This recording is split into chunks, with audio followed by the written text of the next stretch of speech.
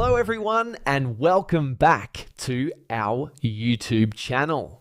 In this video, I'm going to show you how to fix Roblox error 429.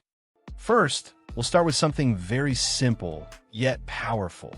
So over the time, apps store temporary files to load faster, but sometimes those files get corrupted and the app starts acting weird.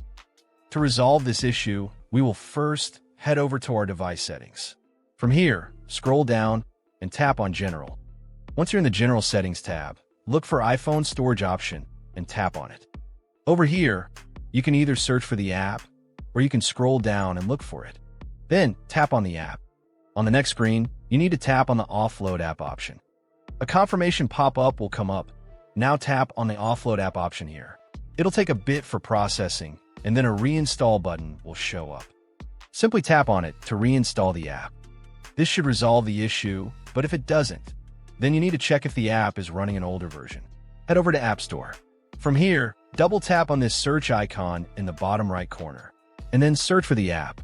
Once the app comes up in the search result, and if you see this update button right next to the app, simply tap on it to make sure you're running the latest version of the app.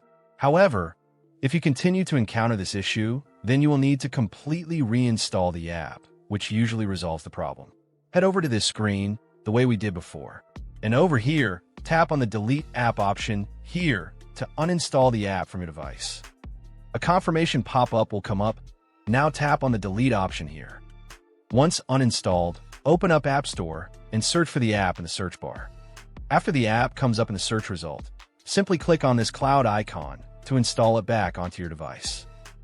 Hopefully, this resolves the issue.